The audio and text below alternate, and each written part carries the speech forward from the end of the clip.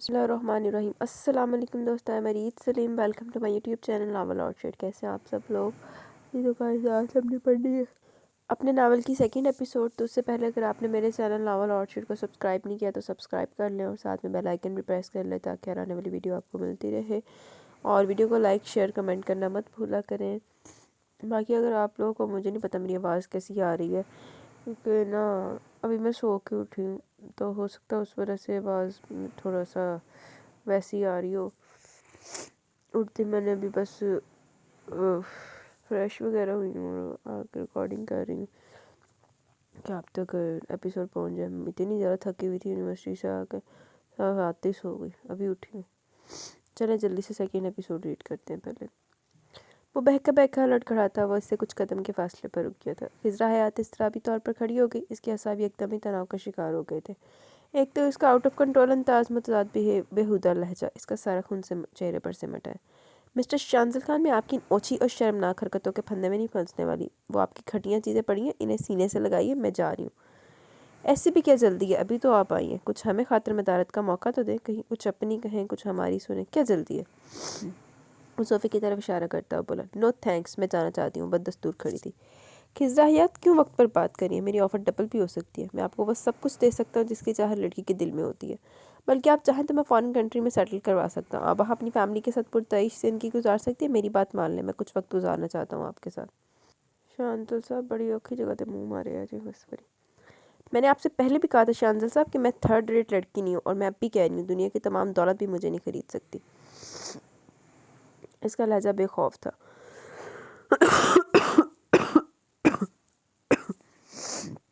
وہ چند لمحے اس کی جانب خمارالود نگاہوں سے دیکھتا رہا، پھر بے اختیار ہنستا چلا گیا۔ جانتا ہوں، خوب جانتا ہوں تم جیسی لڑکیوں کو۔ دروازہ کھولیے، میں جانا چاہتی ہوں۔ ہاں چلی جانا، میں نے کب منع کیا، لیکن پہلے حق کی میزبانی تو ادا کرنے دیں۔ پلیز بیٹھے تو صحیح آپ۔ وہ صوفے پر گرنے والے انداز میں بیٹھتا ہوا بولا، مجھے یہاں نہیں بیٹھنا، میں گھر جانا چاہتی ہوں۔ کیوں؟ مجھ سے خوف زدہ ہے؟ اس نے بے تحاشا سرخ نگاہیں اس کے چہرے پر ڈال کر تمسکرانہ انداز میں پوچھا۔ شانزل کے ہر انداز سے اطمینان و برتری چھلک رہی تھی۔ جواباً اس نے کچھ نہیں کہا، لیکن چہرے سے سخت کبید کی جھنجھلاہٹ کا اظہار ہو رہا تھا۔ شانزل خان کی سرخ بہکی نگاہیں اس کے رنگ بدلتے چہرے پر اس طرح مرکوز تھی جس طرح لوہا مقناطیس سے چپک جاتا ہے۔ کم آن یار، سٹارٹڈ بہت ہو گئے پارسا شرافت کا ڈرامہ، کیوں ٹائم ضائع کر رہی ہو؟ آ جاؤ، تمہارے نام تمام اخراجات میرے ذمہ، پھر تو تم میرڈ ہو، کس بات کا خوف ہے تمہیں؟ شاید اپنے ہسبینڈ کا، اسے کیا معلوم ہوگا، مرد تو ویسے بھی عورت کے آگے عقل و ہوش گنوا دیتے ہیں، اور خصوصاً حسین ترین عورت کے ہسبینڈ تو بالکل ہی کاٹ کے الو ثابت ہوتے ہیں۔ بیویاں کسی کے ساتھ بھی وقت گزاریں اس خوش فہمی میں مگن رہتے کہ بیگم صاحبہ کسی دوست یا ریلیٹیو کے ساتھ تھیں۔ اس نے زہریلے کہکے لگاتے ہوئے خاصے غیر مہذبانہ لہجے میں کہا، مجھے آپ کی اس بےہودہ اور پست گفتگو پر کوئی افسوس و حیرانگی نہیں ہو رہی۔ رنج و ملال مجھے اپنے سیاہ نصیب پر ہے، جو بد نصیبی مجھے آپ جیسے گرے ہوئے بے حمیت انسان کے در پر لے آئی۔ نہ چاہتے ہوئے بھی آنسو اس کے رخساروں پر بہہ نکلے۔ ڈونٹ ویپ، ہم بہت زیادہ گرے ہوئے اور بے حمیت صحیح، مگر اتنے بھی گرے ہوئے نہیں کہ آپ کی حسین آنکھوں میں آنسو دیکھ سکے۔ اگر آپ میں معمولی سی بھی حمیت ہے تو مجھے جانے دیں۔ آپ کو جانے سے کس نے روکا؟ آپ جائیں گی، بلکہ ہم خود آپ کو عزت کے ساتھ چھوڑ کر آئیں گے، لیکن یہاں جو آتش بھڑک رہی ہے، اس کو ٹھنڈا کر لیں۔ اس نے بائیں جانب سینے پر ہاتھ رکھ کر دل کی طرف اشارہ کیا، پھر کہنے لگا، معلوم ہے مرد کو بد فطرت اور بے حمیت کرنے والی کون ہوتی ہے؟ وہ عورت ہوتی ہے جو کبھی تمہاری طرح پردے اور پاک دامنی کا ڈھونگ رچا کر ہم جیسے مردوں کو راہ سے بھٹکاتی ہے، تو کبھی نام نہاد پردے کی قید سے بھی آزاد ہوتی ہے۔ ایک دم ہی وہ بپھر کر اٹھ کھڑا ہوا، اس کے لہجے اور آنکھوں سے آگ برسنے لگی تھی۔ ایک عجیب رنگ اس کے چہرے پر چھا گیا جس میں تکلیف اور درد کی گہری ہوا۔ میں یہاں آپ سے بحث کرنے نہیں آئی، میری خواہش پوری کر دو پھر خود چھوڑ آؤں گا۔ وہ اس کی بات قطع کر کے بولا، ہرگز نہیں، میں موت کو گلے لگا لوں گی مگر آپ کو ناپاک ارادوں میں کبھی کامیاب نہیں ہونے دوں گی۔ خضرا اس پر وحشی پن سوار ہوتے دیکھ کر مضبوط لہجے میں کہہ اٹھی، اپنی خواہش کی تکمیل سے قبل تو میں تمہیں مرنے بھی نہ دوں گا سویٹ ہارٹ۔ اس نے آگے بڑھ کر اس کا ہاتھ پکڑ کر اسے اپنی طرف کھینچا تاکہ فضا یک لخت بے پناہ فائرنگ سے گونج اٹھی۔ بے اختیار شانزل نے اس کا ہاتھ چھوڑ دیا، اسی دم زوردار دھماکے کے ساتھ ہر طرف تاریکی پھیل گئی، فائرنگ کی آواز شدید ترین ہو گئی، شاید اندر سے بھی جوابی فائرنگ شروع ہو گئی تھی۔ اس دوہری افتاد پر وہ بالکل ہی آواز باختہ ہو گئی۔ لائٹ آف ہوتے کمرہ تاریک قبر جیسا ہو گیا کہ ہاتھ کو ہاتھ نہ سجھائی دے رہا تھا۔ شانزل کا تو فوراً لاک کھول کر وہاں سے باہر نکل کے وہ بھی گھبرا کر اندر سے گیٹ کی سمت بڑھی تھی۔ دو قدم چل کر ہی نہ معلوم کس شے سے ٹکرائی اور سیدھی منہ کے بل گری۔ سر کسی نوکدار چیز سے ٹکرایا، چوٹ اتنی شدید تھی کہ لمحے بھر میں وہ ہوش و خود سے بے گانہ ہو گئی۔ نہ معلوم کتنا وقت گزرا، جب اس نے آنکھیں کھولی تو پہلا احساس یہ جاگا کہ وہ لیٹی ہوئی ہے اور بیڈ مسلسل گردش میں ہے۔ یہ احساس عجیب سا تھا، وہ فوراً اٹھ کر بیٹھی اور اس طرح بیٹھنے سے اس کے سر کے زخم سے ٹیسے اٹھنے لگی، لیکن اس نے اس کی پرواہ نہ کی۔ وہ جس صورتحال سے اس وقت دوچار تھی، اس نے اس کے رگوں پہ میں سنسنی دوڑا دی۔ وہ جسے بیڈ سمجھ رہی تھی، وہ بیڈ نہیں بلکہ کار کی پچھلی سیٹ تھی۔ موسد کے چلی جائے اڈی اڈی جا رہی وعدے نال۔ کار مسلسل محوے سفر تھی۔ فرنٹ سیٹ پر شانزل خان کان سے موبائل لگا کسی سے گفتگو کر رہا تھا۔ اسے اٹھتے دیکھ کر موبائل اس نے آف کر دیا اور اس کی طرف جھک کر خاصی اپنائیت سے کہا، پلیز آپ لیٹی رہے، سر میں آپ کی خاصی چوٹ آئی ہے۔ یہ آپ کہاں لے کر جا رہے ہیں مجھے؟ کیا مقصد ہے؟ بے شک وہ 22 سالہ زندگی میں کراچی سے باہر کبھی نہیں گئی تھی، لیکن اتنا فہم و ادراک رکھتی تھی کہ ہر صوبے کی ثقافت اور علاقائی جغرافیہ سے واقف تھی۔ شیشوں سے باہر نظر آنے والے اس گرم دہکتے سورج سے روشن ہوتے مناظر صبح سندھ کے لگ رہے تھے، یعنی وہ کراچی کی حدود سے باہر آ چکے تھے۔ اب نامعلوم کس طرف جانے کا اس کا ارادہ تھا۔ شہر کے ہنگاموں سے دور پرسکون جگہ چل رہے ہیں۔ اس کا پرسکون لہجہ قابل دید تھا۔ کار میں فل اے سی کولنگ کے باوجود اس کی رگ رگ میں انگارے دہکنے لگے۔ سر تپا وہ پسینے میں شرابور ہو گئی۔ یہ احساس ہی وحشتوں میں بھٹکانے کے لیے کافی تھا کہ وہ اسے اپنے ساتھ لے آئے۔ اس کی اجازت اور مرضی سے کوئی حیثیت ہی نہ رکھتی تھی۔ سوچو کہ جنگلوں میں زیادہ دیر نہیں بھٹکنا چاہیے، اس طرح منزلیں گم ہو جاتی اور راستے کھو جاتے۔ بھوک لگ رہی ہوگی آپ کو، کچھ دیر رک جائے۔ اسے خوف زدہ، متوش اور گمسم دیکھ کر اس نے مہربان لہجے میں تسلی دی، گویا اس کے لیے کوئی پریشان کن بات نہیں تھی۔ آخر یہ سب کیا ہے؟ آپ مجھے کہاں لے جا رہے ہیں، وہ بھی میری اجازت کے بغیر؟ آپ کے سوال کا جواب دے چکا ہوں، اور دوسرے سوال کا جواب یہ ہے کہ میں آپ کی مرضی کے بغیر آپ کو لے آیا ہوں، تو واقعی اس میں جسارت پر معذرت خواہ ہوں۔ دراصل میں بقول آپ کے بہت گرا ہوا انسان ہوں، مگر اتنا گھٹیا اور بے اہمیت نہیں کہ اپنے دشمن کے درمیان آپ کو چھوڑا تھا۔ اب جلد ہوش میں نہ آنے کی قسم کھا کر شاید بے ہوش ہوئی تھی کہ کوششوں کے باوجود جب ہوش میں نہیں آئی تو مجھے مجبوراً اپنے ساتھ لانا پڑا۔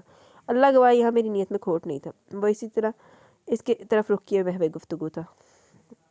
تینوں گھر سوٹا نہ جا کے جھوٹ بول رہے ہیں، وہ چیخ کر بولی۔ نہیں، ہم تو بہت گناہگار بندے ہیں، نمائشی مسلمان، لیکن آپ تو پکی مسلمان ہیں، 5 وقت اللہ کو سجدہ کرتی ہیں، پھر اتنی صلاحیت تو آپ میں ہوگی کہ جھوٹ اور سچ میں تمیز کر سکے کہ اللہ کو گواہ بنا کر جھوٹ تو نہیں بولا جا سکتا۔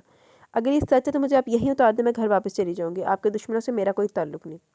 اب یہ ممکن نہیں، ہم کراچی کی حدود چھوڑ کر سندھ کی آخری حدود میں داخل ہو چکے اور ہمارا یہ سفر کئی گھنٹوں پر مشتمل ہے۔ آپ کو بے ہوشی کے دوران محسوس نہیں ہوا؟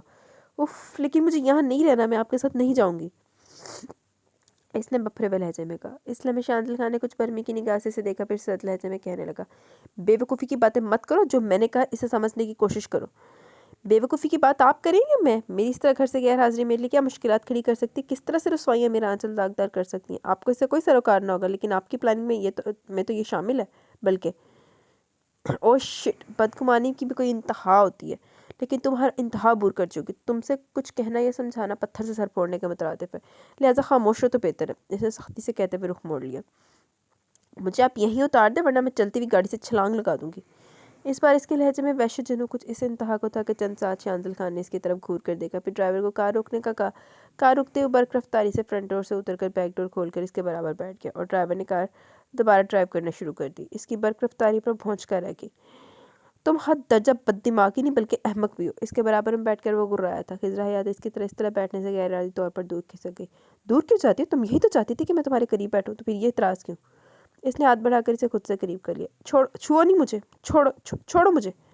اس کے بازو کے گھیرے میں وہ تڑپ کے رہ گئی۔ اس کے مضبوط بازو کی گرفت بھی کچھ ایسی تھی جیسے فولادی شکنجہ۔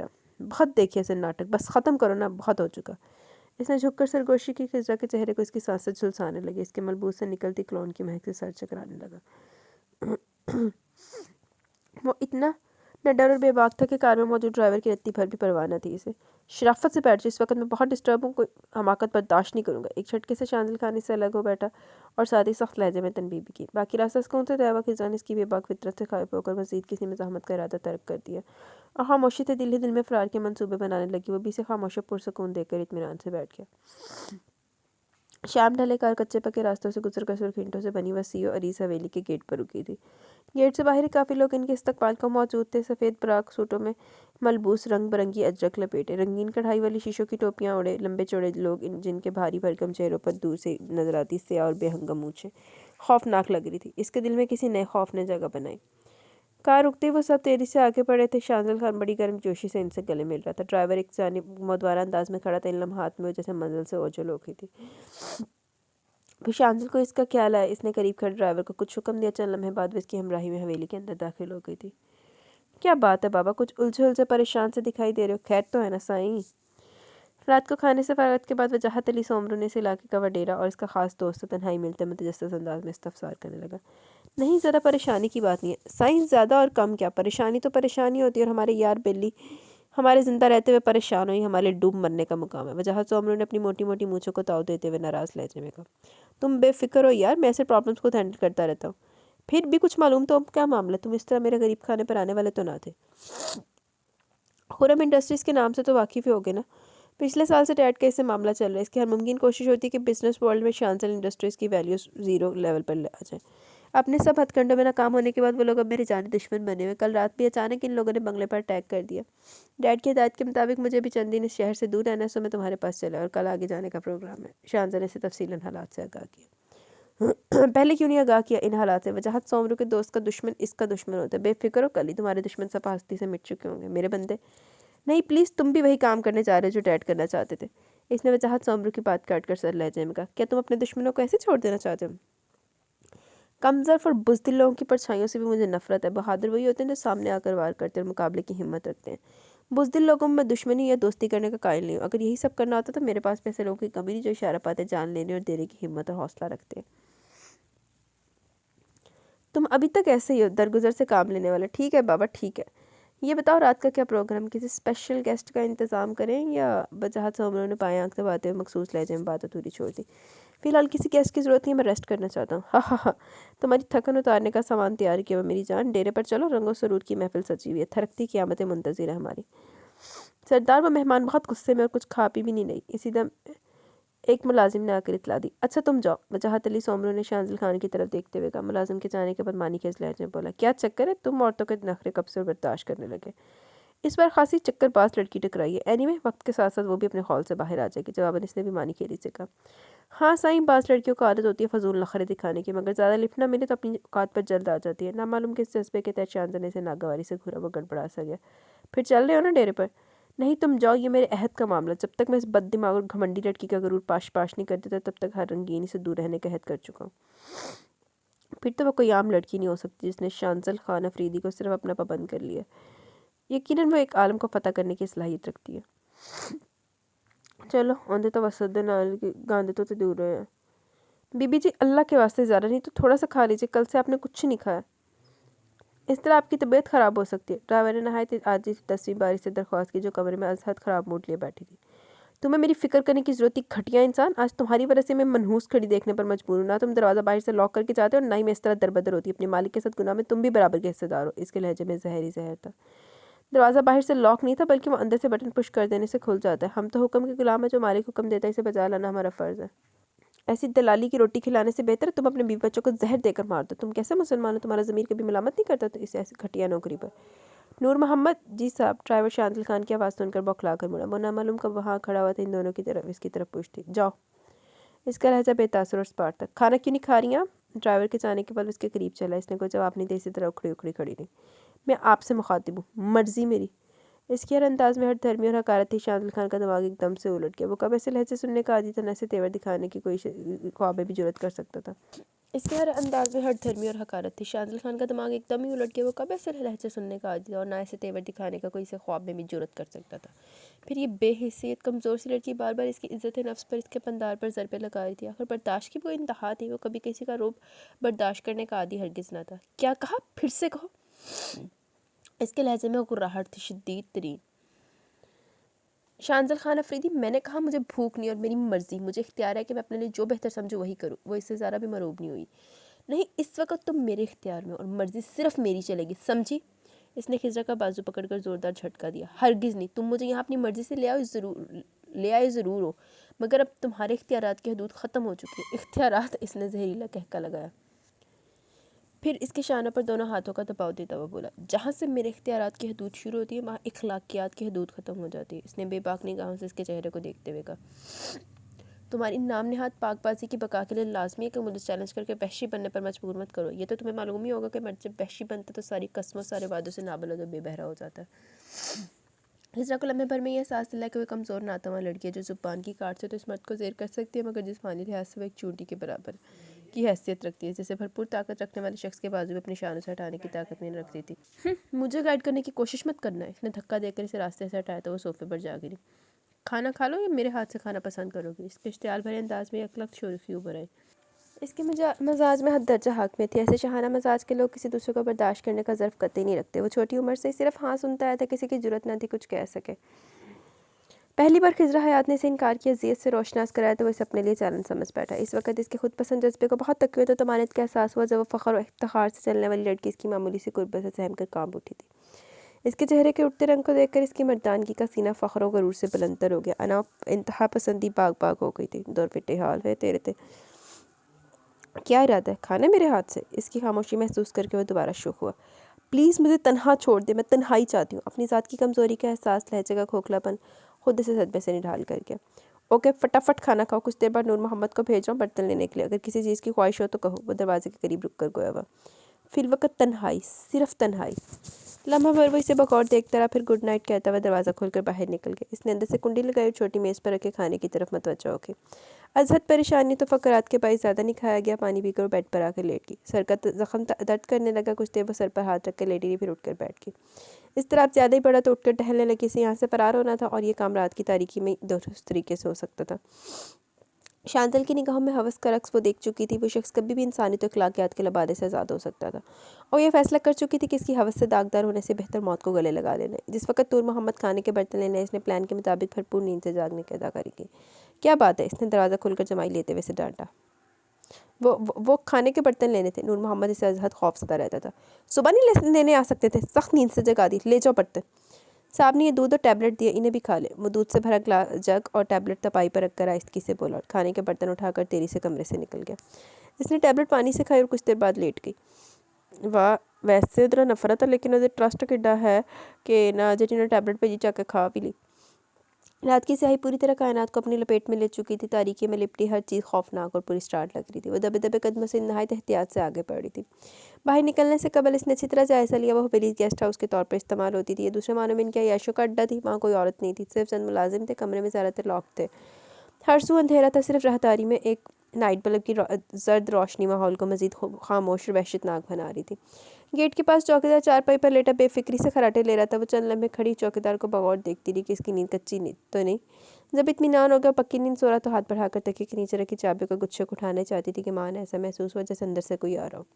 وہ فوراً درخت کی آڑ میں ہو کر وہاں اندھیرے میں چمکتے ننھے سے جگنو کو دیکھ کر اس کا دل دھک سے رہ گیا۔ وہ ایک مخصوص زاویے سے اٹھتی گرتی سگریٹ کا شعلہ تھا جو اندھیرے میں جگنو کی مانند چمک رہا تھا۔ بغور دیکھنے پر وہ شخص بھی نہایت اطمینان سے کھڑا وہیں نظر آ گیا۔ گویا اسے یقین تھا وہ یہاں ضرور آئے گی، سو انتظار کی گھڑیاں گن رہا تھا۔ ہیلو، مجھے معلوم تھا تم یہ احمقانہ حرکت ضرور کرو گی۔ وہ قریب آ کر گویا ہوا۔ آپ کو اپنے علاوہ سب احمق اور بیوقوف نظر آتے ہیں۔ اپنی شدید ناکامی پر زبان پر قفل ڈالنا اس کے لیے ناممکن تھا۔ ذرا سا جھنجھلا کر طنزیہ لہجے میں بولی، نہیں جو ہوتے ہیں صرف وہ بھی دل جلانے والی باتیں مزے سے کرتا تھا۔ یہ اور اونہوں سے کام نہیں چلے گا۔ چلیے اندر، انتہائی فیصلے کرنے سے قبل عقل کو بھی زیر استعمال لے آیا کریں، جو نامعلوم کب سے زنگ آلود ہو رہی ہے۔ وہ اسے بازو سے پکڑ کر کھینچتا ہوا کمرے میں لیا۔ تمہارے عزائم تو میں اسی وقت بھانپ گیا تھا جب تم کھانے سے انکار کری تھی۔ نور محمد نے بتایا کہ تم نارمل ہوگی، بلکہ گہری نیند سے بیدار ہوئی تھی، تو میرے شک کو مزید تقویت ملی۔ سوچنے کی بات ہے، ایک لڑکی جو اپنی مرضی کے بغیر لائے گی ہو، جو کئی گھنٹے بھوکی ہونے کے باوجود کھانے کو اہمیت نہ دے رہی ہو، بھلا ایسے حساس و ضدی لڑکی درپیش آنے والے اندیشوں سے بے فکر ہو کر کیسے سو سکتی ہے؟ نو، امپاسبل۔ نور محمد جیسا محدود سوچ اور ذہنیت رکھنے والا بندہ اس فریب کے جال میں پھنس سکتا ہے، مگر شانزل خان جو ایک دنیا کو فریب دے سکتے، اسے فریب دینا قطعی ناممکن ہے۔ اس نے فخریہ لہجے میں کہا۔ ویسے آپس دی گل، شانزل خان ہے بڑی کتی شے۔ وہ کچھ نہیں بولی، کرسی پر بیٹھی دانتوں سے ہونٹ کاٹتی رہی۔ اس وقت غم و غصے سے اس کی بری حالت تھی۔ منزل کے قریب پہنچ کر ناکام ہو جانا اذیت ناک ترین عمل تھا۔ بائی دی وے، اس وقت آپ کہاں جانے کا ارادہ رکھتی تھی؟ کہیں بھی، لیکن اس جہنم سے ہزاروں میل دور۔ گویا باہر تو جنت کے باسی ہاتھوں میں پھول لیے آپ کے آمدتے منتظر ہوتے۔ اس کے لہجہ صوفے سے چڑھانے والا تھا اور بری طرح چڑھ گئی۔ بے شک آپ کے مقابلے میں انسانیت و شرافت تو ہوتی، یہی تو تم میں احمقانہ پن ہے۔ وہ دھیرے سے ہنسا۔ یہ دنیا ایسے لوگوں سے بھری پڑی ہے جو عورت کو محض کھلونا سمجھتے، اور تم رات کی تاریکی میں نکل رہی تھی، ایسے ویرانوں میں تنہا لڑکی کا مل جانا ایسا ہی ہے جیسے انمول ہیرا پڑا مل جائے۔ اور سویٹ ہارٹ، بہت کم لوگ دنیا میں ایسے ہوتے جو اپنے عہد کی پاسداری اور انا کی سرخروئی کی خاطر دریا کے قریب ہوتے ہوئے باوجود پیاس کے خود کو سیراب کرنے سے باز رکھتے ہیں۔ اس کے وجیح چہرے پر ضبط کی سرخی چھانے لگی۔ مجھے ان واہیات ناموں سے نہ پکارے تو مہربانی ہوگی۔ پھر نیک پروین یا ملانی جی کہہ کر پکاروں؟ وہ شکست کھانے والوں میں سے نہ تھا۔ میں ویلے کیا بڑی کتی شے ہے۔ مجھے کسی بھی نام سے پکارنے کی زحمت گوارا نہ ہی کرے تو بہتر، اور آپ یہاں سے چلے جائیں۔ وہ جھنجھلا کر اٹھ کھڑی ہوئی۔ اوکے، مجھے امید ہے دوبارہ تم یہ غلطی دہرانے کی کوشش نہیں کرو گے. اگر دل نہ مانے تو خود کو 14 انجیکشن لگوانے کے لیے تیار کر کے باہر نکلنے کا سوچنا، کیونکہ باہر اس وقت وجاہت 100 عمروں کے شکاری کتوں کی حکومت ہے. پہلے میں نے منع کر دیا تھا. وہ مسکراتا ہوا باہر چلا گیا. اس نے اٹھ کر دروازے کے اندر سے کنڈی لگائی اور آ کر بیڈ پر بیٹھ گئی. وہ جھوٹ نہیں کہہ رہا تھا. باہر سے کتوں کے بھونکنے کی آواز کمرے تک آ رہی تھی. ہائے کیا زندگی ہے میری، عذاب در عذاب کے بھنور میں چکراتی ہوئی. ایک پریشانی ختم نہیں ہوتی کہ دوسری اپنے پنجوں میں جکڑ لیتی ہے. مجھے بہت زیادہ چاہ تو نہیں، صرف عزت کی پروکار زندگی، طمانینت بھری تھوڑی سی خوشحالی کی تو چاہ تھی. مجھے سوائے معبود برحق کے کسی بشر کے آگے اپنا ہاتھ پھیلانا نہ پڑے. ایسا کیوں ہوتا ہے؟ جو لوگ شکر کرتے ہیں، اٹھتے بیٹھتے سوتے جاگتے ہیں، انہیں صرف شکر ہی میسر ہوتا ہے. پریشانیوں میں وہ دھنستے چلے جاتے ہیں، اور جو رب کا شکر ادا نہیں کرتے وہ سر سے پاؤں تک ہر لمحہ ہر ساتھ کرم نوازیوں میں بھیگے رہتے ہیں اور ایک وقت میں خدائی کا دعویٰ کر بیٹھتے ہیں. قسمتوں میں اتنا تضاد کیوں ہوتا ہے؟ انا بھی کہتی ہیں ایسی باتیں نہیں کرنی چاہیے. اللہ جو کرتا ہے بندے کی بہتری کے لیے کرتا ہے. ہمیں اس سے شکوہ کرنے کا بالکل بھی حق نہیں. ہم کون ہیں اس کے حقوق احکامات کی بجاوری دیانتداری سے ایک منٹ ہے، کچھ ہو گیا. ہم کون سے اس کے حقوق و احکامات کی بجاوری دیانتداری سے کریں؟ 5 وقت سجدے کرتے ہیں تو صحیح سجدے میں ہوتا ہے اور من میں اپنے مسائل اور دنیا کے ماتے ادھم مچاتی ہیں. خشوع و خضوع ہماری نمازوں سے غائب ہو چکا. قرآن بھی ایک کتاب کی طرح پڑھا چوما اور چمکدار جزدان میں لپیٹ کر سب سے اونچی جگہ پر رکھ دیا. بس یہی تعظیم ہماری نگاہوں میں ہے. کبھی اسے سمجھ کر پڑھنے اور اس پر عمل پیرا ہونے کی کوشش ہم نے نہیں کی. ہم تو شکوہ شکایت کرنے کے بھی مجاز نہیں ٹھہرائے گئے. اب ہم جیسے نصیب کے مارے لوگ کہاں جائیں؟ کس سے انصاف طلب کریں؟ میں نے اپنی زندگی میں مرد کو کسی حوالے سے نہیں دیکھا. باپ میری پیدائش سے 2 ماہ قبل ایک روڈ ایکسیڈنٹ میں شکم مادر میں ہی یتیمی کی چادر اڑا کر چلے گئے تھے. پہلے اور آخری اولاد ہونے کے باعث مرد کے رشتے سے بھی صاف کرنا پڑا جو بھائی کہلاتا ہے. رشتہ داروں میں سوائے نبی کے کوئی دوسرا رشتہ دار نہ تھا. ماں کی کوکھ میں مجھ پر مصیبتوں اور پریشانیوں کے کبھی نہ ختم ہونے والے سائے پڑ چکے تھے.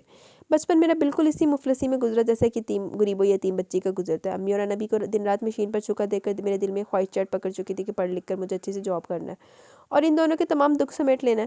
میں کبھی عام بچوں کی طرح گلیوں میں نہیں کھیلی اور نہ ہی میری کوئی سہیلی تھی. میری دوستی کورس کی کتابوں سے تھی اور اس دوستی نے ہر کلاس میں مجھے ٹاپ پوزیشن دلوائی. میٹرک کے بعد جب میں نے کالج میں فرسٹ ایئر میں ایڈمیشن لیا تو ساتھ ہی گھر میں ٹیوشن سینٹر کھول لیا. اس طرح خرچے کا بندوبست ہو گیا.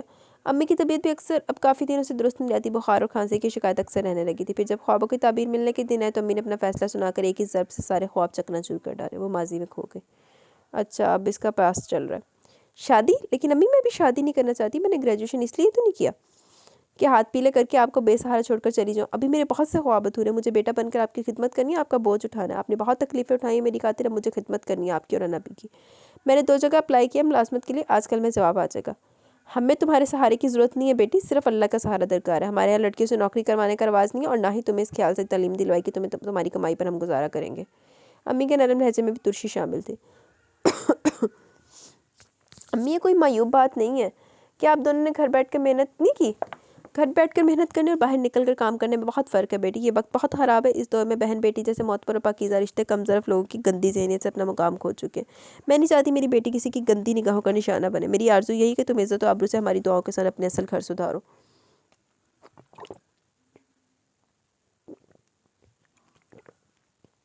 لیکن امی میں اس کے لیے ہرگز تیار نہیں ہوں. اس کی فطری ضد ود کرائے.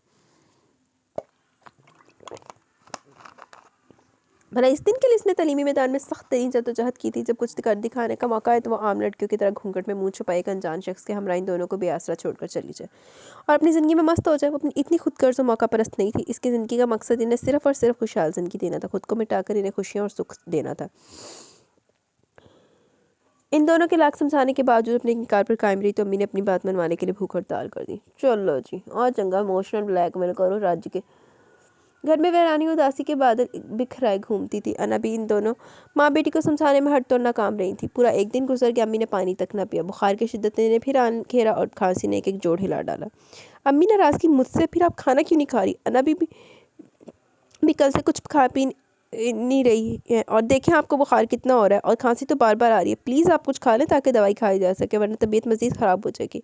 اس سے آخر کر ان کی حالت نہ دیکھی کی تو ان کے قریب بیٹھ کے گلوگیر لہجے میں بولی. اچھا طبیعت زیادہ خراب ہوگی تو زندگی کی قید سے آزاد ہو جاؤں گی. امی اللہ نہ کرے میری عمر بھی آپ کو لگ جائے. وہ تڑپ کر بولی. کرتی رہنا میرے بعد اپنی منمانیاں. تمہیں میری فکر کیا خیال ہے؟ کہاں خیال ہے ماں کی حالت کا؟ کتنی خوش تھی کہ میں اپنی زندگی میں بیٹی کو ودا کروں گی. مگر بیٹی اتنی خودسر اور ضدی ہوگی کہ جو صرف اپنی چلانا جانتی ہوگی. اس کا تو مجھے احساس ہی نہ تھا.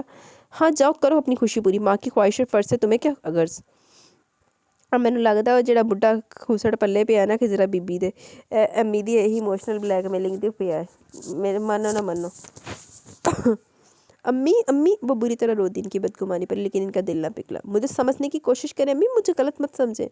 खामोश रहो, समझे समझाने का वक्त गुजर गया। मैं भी पागल। इस बार खांसी का इतना शदीद दौरा पड़ा कि इन्हें संभालना दुश्वार हो गया। फाखरा 2 घूंट पानी पी लो, हल्क बिल्कुल खुश्क हो गया। अनबी इसके हाथ से ग्लास लेकर इनसे मिन्नत भरे लहजे में बोली, नहीं अनबी, मैंने कसम खाई है, जब तक कि मेरा कहना नहीं मानेगी मेरे लिए 1 घूंट पानी पीना भी हराम है। वो तकलीफ से बेहाल अटल लहजे में बोली, दौरे फिट्टे मुँह, दौरे फिट्टे मुँह। क्यों बच्चों की तरह जिद करी हो फाखरा? बच्ची के साथ बच्ची बन रही हो। मान जाएगी, इसे सोचने समझने के लिए कुछ वक्त तो दो। ये तुम्हारा खून है, भला तुम्हारे फैसले से इनहराफ का हौसला कर सकती है। अनबी ने समझाते हुए खुद भी रो पड़ी थी। वो इनके पास बैठी आंसू बहा रही थी। सब जतन करने के बाद जब आप इस के हौसले की बात करिए अनबी, हैरत है, इसे मेरी नहीं अपनी परवाह। माँ का फैसला इसके लिए कोई अहमियत नहीं रखता। मैं माँ नहीं दुश्मन हूँ इसकी। इसके लिए बुरा चाहूँगी ना, मर जाने दो मुझे। जा मर जा जाके। वही ज़िंदगी भी ज़ाब करके चल ली। अम्मी अम्मी, आप ऐसा ना कहें, मुझे आपकी बात मंजूर है। आपके हर फैसले पर मैं जान उठाने को तैयार हूँ। आप जो कहेंगे मैं करने को तैयार हूँ। वो रोती हुई इनसे लिपट गई तो इन्होंने भी रोते हुए इसे सीने से लगा लिया। हाँ चंगा, इमोशनल ब्लैकमेल कर लो। मैं कहती हूँ लड़के की उम्र काफ़ी है, हमारी खिजरा के साथ इसका जोड़ सही ना रहेगा। वो शाम की चाय बना रही थी जब अनबी की दबी दबी आवाज़ से इनसे सुनाई दी, आपने भी इतनी उम्र कहाँ गवाई है? मेरा तजर्बा कहता है बड़ी उम्र के मर्द नौजवानों हसीन बीवी का बहुत ख्याल रखते हैं, इशारों पर नाचते हैं, और जोड़ वाले मर्द तो उल्टा बीवियों को कनीज़ बना कर रखते हैं। अच्छा चल वेख लेने किन्ना कर नाचदा या ना चाहता। दिन रात खिदमत करती हैं लड़के, तब भी वो तवज्जो मोहब्बत नहीं कर दे पाती जो ऐसे मर्द देते हैं। देखना राफे फयाज देखिया खिजरा को रानी बना कर रखेगा। मैं की क्या सी राफे फयाज वाला जड़ा गांदा ना, ए अम्मा ने अपनी ओदे इमोशनल ब्लैकमेलिंग ना घोलिया। दौर फिट्टे मुँह, आप तो मर गई तो ज़िंदगी ज़ाब कर गई। मेरी बच्ची वहाँ हर वो सुख देखेगी जो हम बदनसीबी से न दे सके। फाखरा के लहजे में गुजरी महरूमियों के अक्स में आने वाली सुनहरी मुस्तकबिल की परछाइयाँ लरसा थी। चाय मग्गों में निकालते वक्त इसकी आंखों के गोशे भीग गए। इसके और अम्मी के जज्बे में इस कदर मुश्तरक थी कि अगर वो इसके बेहतर दिनों की ख्वाहिश रखती थी तो वो भी इनके बेहतरीन मुस्तकबिल के लिए कोशा थी। अच्छी तरह मालूमात तो तुमने हासिल कर ली है ना राफी फयाज के बारे में? अनबी किसी तौर मुतमिन दिखाई न दे रही थी। हाँ हाँ, हाजी साहब का देखा भाला, इन्होंने ज़मानत दी है। वो बेचारे का कोई नहीं है, इसलिए थोड़ी उम्र ज़्यादा होगी। कारोबार भी अपना साथी है, स्क्रैप का खासा बड़ा कारोबार है। स्क्रैप का खासा बड़ा कारोबार। इसकी नीयत का यहीं से अंदाज़ा लगा लो कि जहेज़ के नाम पर कुछ लेने को तैयार नहीं। बल्कि मैंने कहा भी कि मैं जल्द शादी नहीं कर सकती। मेरी बेटी की तो बड़ी चाहत, तो अपनाइयत से बोला, माँ जी जहेज़ के नाम पर फूटी कौड़ी लेने का भी रवादार नहीं हूँ। मेरे पास जो कुछ भी आपकी बेटी के नसीब का गया, आप तो सिर्फ इस चांद को मेरे आंगन में उतारते, मेरी ज़िंदगी में उजाला ही उजाला बिखर जाएगा। नामालूम कब इसने खिजरा को देखकर हाजी साहब से ख्वाहिश कर बैठा। मुज़्ज़ादार और बावकार माँ के मुंह से निकलते वाले आखिरी जुमले ने इसको पसमर्दा कर डाला। तन्हा बेसहारा होने के ख्याल से शायद इसकी सोचों को मजबूर किया था, जो वो इस अंदाज में सोचने पर मजबूर होगी। राफे फयाज को बहुत जल्दी थी और फाखरा को इससे भी ज़्यादा। सो मंगनी का झंझट ही न रखा गया, सीधे स्वभाव शादी की तारीख लगती गई। आ देखिया आज सानू उजाड़ा रही उनका बेड़ा गर्क करने वाली दी माँ। राफी फयाज के इनकार के बावजूद फाखर और ननामी ने हंसपे इस्तात इसके लिए जहेज़ तैयार कर रही थी। वो इस दौरान खामोश तमाशाई बनी हुई थी। आखिर का वो दिन भी आ ही गया कि इसे पीले जोड़े में किरण लगा दुपट्टा उड़ाकर मायूं की रस्म अदा कर दी गई। चंद हमसायों के अलावा हाजी साहब उनकी बीवी ने भी शिरकत की। हाजी साहब उनकी बीवी इस वक्त VIP की हैसियत के हामिल थे। राफी फयाज की जानिब से हो गए इसके बुजुर्ग बने हुए थे, तो यहाँ भी खिजरा हयात के बड़ों का हक वही अदा कर रहे थे। दोनों जानिब इसकी खूब आवभगत हो रही थी। अपनी बसात से बढ़कर इन्होंने इसके लिए जहेज़ बनाया था। जेबरात में तलाई चूड़ियाँ, कंगन और खूबसूरत कानों की बालियाँ थी, जो अम्मी ने इसके शौक के पेश नज़र एक अरसे से रुपया जोड़ जोड़ कर बनवाई थी। और शादी वाले दिन खुद अपने हाथों से इसकी मरमरी कलाइयों में पहनाकर कितनी देर इसके हाथों को अपने चेहरे से लगाकर उठती नहीं थी। उन सारी ज़िंदगी का रोना, एक बारी की रोना। बारात में बहुत मुख्तसर लोग आए थे। निकाह से कबल नामालूम किसने शोशा छोड़ा कि पहले घर दुल्हा के नाम किया जाए, फिर निकाह होगा। इन दोनों के हवास गुम हो गए। इन्हें उम्मीद न थी कि बारात दहलीज पर लाने के बाद वो ये मुतालबा करेंगे। सलाह मशवरे के बाद वो फैसला कर चुकी थी कि मकान वो राफे फयाज के नाम कर देंगे, लेकिन खिजरा ने धमकी दे दी कि अगर मकान इसके राफे फयाज के नाम किया गया तो वो निकाह करने से इनकार कर देगी। और ये बात जब राफे फयाज के कानों तक पहुंची तो वो साफ मुकर गया। इसकी तरफ से ऐसा कोई मुतालबा नहीं किया गया। निकाह के बाद खाने का प्रोग्राम था, क्योंकि बारात में गिनती के लोग थे। फाखरा ने खाने का एहतमाम कर लिया था। विदा होकर वो राफे फयाज के फ्लैट में आ गई। यहाँ इसके स्वागत करने के लिए कोई नहीं था। हाजी साहब की बीवी से सजे हुए बेडरूम तक छोड़ गई। इसने निगाहें उठाकर देखा, कमरा रवायती अंदाज में फूलों से सजाया गया था। फर्नीचर, दूसरा सामान सबका सब इसके जहेज़ का ही था। बाहर कदमों की आवाज़ उभरी तो वह संभल कर बैठ गई। आज इसकी ज़िंदगी की अहम और अनोखी रात थी, जिसका तसव्वुर ही नहायत हसीन और कैफावर होता है। लेकिन इसके दिल में ऐसी कोई ख्वाहिश न उभरी जिससे जज्बों में हलचल मचती। हलचल मचने के लिए जज्बों की सदाकत बड़ी अहम हैसियत रखती है। यहाँ ना कुछ ख्वाहिश थी, ना ही जज्बात। माँ की खातिर अपनी ख्वाहिशात का कत्ल करके राफे फयाज के साथ आई थी। यहाँ तक कि आते आते इसकी ख्वाहिशें और आरज़ुएं जलकर खाक हो चुकी थी। जहाँ पर ख्वाहिशें मर जाएं वहाँ समझौते जिंदा रह जाते। राफे फयाज के साथ वो समझौता करने आई थी। माँ को खुश रखने की खातिर सब कुछ मंजूर था। कमरे का दरवाज़ा धड़ से खुला। इसने घबरा कर देखा। एक दरमियानी उम्र की फैशनेबल औरत के हमरा दूसरी बड़ी उम्र की बुढ़िया खतरनाक तेवर लिए अंदर दाखिल हो रही थी। इन दोनों के चेहरों में इतनी मुशाबत थी कि बगैर जाने मालूम हो रहा था कि वो दोनों माँ बेटी हैं। इनके अंदाज इतने खतरनाक इरादे जाहिर कर रहे थे कि वो बेख्तियार खड़ी होगी। इसी पल दो सेहतमंद मर्द एक बांस की तरह लंबे सूखे गहरी सांवली रंगत के मर्द को गिरे बांध से पकड़कर वहां ले और फालतू सामान की तरह फर्श पर पटक दिया। ऑफ वाइट पजामे और शेरवानी में मलबूस इस शख्स को देखकर वो समझ गई कि वही राफे फयाज इसका शौहर नामदार, लेकिन इस हालत में। क्यों भाई, तुमने हमें बिल्कुल ही अहमक समझ लिया था। वो बुढ़िया आगे बढ़कर गुस्से से फर्श पर पड़े राफे से मुखातिब हुई। एक बीवी तो तुमसे संभाली नहीं जाती और दूसरी ले आए। वो औरत गुमसुम खड़ी खिजरा को खा जाने वाली नजरों से घूरती हुई बोली, तुम्हें क्या नजर है इस लंगूर जैसी शक्ल वाले में? हाँ, शायद तुमने सोच रही होगी कि मालदार आदमी अपने हुस्न के जाल में फंसा कर सब कुछ लूट कर ले जाओगी। बुढ़िया जो शक्ल से लड़ाकर दिखाई दे रही थी इसकी जाने पड़ते हुए गुस्से से बोली, इसका हुस्न तो मैं अभी बर्बाद करके चुड़ैल बना दूंगी। इसने मेरे हक पर डाका डालने की जुर्रत की है, मैं इसका खून पी जाऊंगी। दूसरी औरत जख्मी नागन की तरह बल खा रही थी। इसके लहजे से हद दर्जा सफाकी और दरिंदगी छलक रही थी। सब्र कर रुखसाना, पहले इस मरदूत से निपट ले, फिर इस छोकरी को भी जिंदा दफन कर देंगे। वो दोनों हट्टे कट्टे आदमी खजरा को घूरते हुए गरज कर बोले। इनकी लातें बड़ी बेदर्दी से राफे फयाज के जिस्म पर पड़ी थी और इसके मुंह से निकलने वाली कराहों से कमरा गूंज उठा था। वो बुरी तरह हाथ जोड़कर माफिया मांग रहा था, गिड़गिड़ा रहा था, मगर इन पर कोई असर नहीं हो रहा था। वो मारे जा रहे थे। हम एक हफ्ते के लिए शहर से बाहर क्या गए, तूने हमारी बहन पर सौकन लाकर बिठा दी। तुझे हमने इज्जत वाली जिंदगी और तूने ये सिला दिया एहसान फरामोश। रुखसाना का बड़ा भाई तो कम गुस्से से पागल हो रहा था। तुझे तो मैं मिट्टी का तेल डाल कर जला कर मार दूंगी। तू मेरे हाथ किस तरह से ले सकती है? तू मेरी जगह किस तरह से ले सकती है कुतिया? रुखसाना ने गुस्से से भड़कते हुए इसे दोनों हाथों से नोचना चाहा, मगर खिजरा इसका इरादा भांप कर दूर हटकर सख्त लहजे में बोली, पहले मेरी बात सुनो। ये शख्स झूठा है, मक्कार है। इसने खुद को लावारिस और गैर शादीशुदा जाहिर करके शादी किया। अगर पहले मालूम होता थी हकीकत तो ऐसा कुछ ना होता। मगर बेफिक्र हो, मैं ना तुम्हारी जगह लेने आई ना तुम्हारा हक छीने। राफे फयाज तुम्हारे थे और तुम्हारे रहेंगे। मैं तुम्हारे दरमियान से निकल रही हूँ। इसने ठहरे ठहरे मजबूत लहजे में कहा तो वो चारों लम्हे भर को दम बखुद रह गए। शायद आपको मेरी बातों पर यकीन नहीं आ रहा। इससे ज़्यादा मैं आपको समझाने से कासिर हूँ, मगर ये फैसला अटल है कि मैं भी शख्स के साथ कभी नहीं रह सकती। अगर तू इतनी सच्ची और वादे की पाबंद है तो ये सब जेवर हमें उतार कर दे। और सुन, तुझे राफे से तलाक लेनी होगी और तुझे कोई सामान वापस नहीं मिलेगा। लाख लानत, सारा खानदान ही गंदे अदा। रुखसाना इसके करीब आकर शर्ती अंदाज में कहने लगी। इसकी बातों की तायद इन तीनों ने भी की, जबकि राफे फयाज जालमाना मार से बेहोश पड़ा था। मंजूर है मुझे, इसने बगैर किसी हिचकिचाहट के जवाब दिया। चल जा, तलाक तो तुझे अभी मिल जाती, लेकिन ये मनहूस आदमी इस हालत में नहीं है। कल परसों तुझे तलाक के कागजात मिल जाएंगे। रुखसाना ने जेवर समेटते हुए फखरिया लहजे में कहा और फर्श पर पड़े होश खुद से बेगाना राफे फयाज पर नफरत अंगेज निगाहें डालकर खामोशी से बाहर निकले। अड्डा कुछ समेट ले, अड्डा कुछ लाभ गया, हो रहा की करना सी। हम तो जीते जी मर गए हाजी साहब। जब आपको इसके बारे में मालूम ना था तो क्यों जमानती बने थे? क्यों इसकी बातों में आकर आपने मेरी फूल सी बच्ची के नसीब पर स्याही फैला दी? लख लानत तेरे, जिंदगी ते लानत। बहुत चंगा है तेरे नाल लानती औरतें। अपनी जिद दे विच ते अपनी अना दे विच ना जिदबाजी दे विच सिर्फ अपनी धी दी जिंदगी बर्बाद कर दी थी। हम पे आप पर एतबार किया, अपना बुजुर्ग समझा, लेकिन यही कसूर था हमारा। फाखरा ने दुपट्टे के पल्लू से आंसू साफ करते हुए इनसे शिकवा किया। इसमें तुम्हारी बेटी के नसीब का दोष है, हमें कसूरवार क्यों ठहराती हो बीबी? मैं तो पहले कह रही थी ना पड़े इन चक्रों में। आजकल लोग हैं ही एहसान फरामोश और मतलब परस्त। कल हमसे अच्छा कोई ना था, आज हमें कीड़े नजर आ रही हैं। ये तो वही बात हुई कि अच्छा हुआ तो अल्लाह करने किया और बुरा हुआ तो बंदे बदनाम होते। अरे हमें बख्शो बीबी, आइंदा हमसे कोई ताल्लुक रखने की जरूरत नहीं है। तुम जानो, तुम्हारी बेटी जाने। हमने तो सब नेक नियति से किया था, बुराई तो तुम्हारी बेटी के नसीब में लिखी थी। हाजी साहब की बेगम जो हर मामले में पेश थी, अब हकीकत हाल आया होने पर कोई इल्ज़ाम अपने सर लेने को तैयार न थी। उल्टा इन्हें मोदरे इल्ज़ाम ठहराकर बड़बड़ाती हुई हाजी साहब के साथ वहाँ से चली गई। कोई नहीं है, मैं खुद जिम्मेदार हूँ अपनी बेटी की ज़िंदगी तबाह करने की। इसने तो कितना इनकार किया, हर दलील से मुझे समझाने की कोशिश की, मगर मेरी अक्ल पर ही पत्थर पड़ गए थे जो इसकी एक ना मानी। फाखरा खुद को कोसते हुए रोने लगी। जा जाकर खुदकुशी करती, तेरी ज़िंदगी तो उजाड़ देती चवल औरतें। अम्मी कब तक खुद को इल्ज़ाम देती रहेगी? ये मेरी स्या बख्ती है जो इस वक्त से मेरा पीछा करी जब मैंने इस दुनिया में कदम भी न रखा था। वो इनके करीब बैठकर इनके आंसू साफ करने लगी। बहुत हिम्मत वाली है मेरी बेटी, ऐसा सदमा किसी खामोशी से बर्दाश्त करिए। इन्होंने शफकत से लिपटा। आदाब अर्ज़ है जी। आवाज़ थी कि धमाका दोनों उठ खड़ी हुई। तुम्हारी हिम्मत कैसे हुई यहाँ कदम रखने की? फाकरा इस तक पहुँचकर गुस्से से बोली, मगर इस पर कोई असर ना हुआ। इसी तरह ढटाई से मुस्कुराता बोला, 3 हफ्ते बाद आए हो इसलिए गुस्सा दिखा रही हैं सासू जी? दुरुस्त है आपका गुस्सा, लेकिन इन सालों ने मुझ कुछ मुरम्मत ही इस बेजिगरी से की कि ज़ख्म भरने और टूटे हाथ का प्लस्तर खुलने में 2 हफ्ते लगे। एक हफ्ता रुखसाना को यकीन दिलाने में लग गया कि मैंने खिजरा को तलाक दे दिया, अब मेरा इससे कोई ताल्लुक नहीं। यकीन आते इसने मेरी निगरानी बंद करा दी और मैदान साफ देकर मैं यहाँ चला। अगर तुम्हें ज़रा सी भी गैरत होती तो यहाँ आने की वजह समंदर में डूब मरते। खिजरा इसे खुद कर बोली। अजीब बीवी हो, शौहर का खुशी खुशी इस्तकबाल करने की वजह कैसी बेसुरपा बातें कर रही हूँ।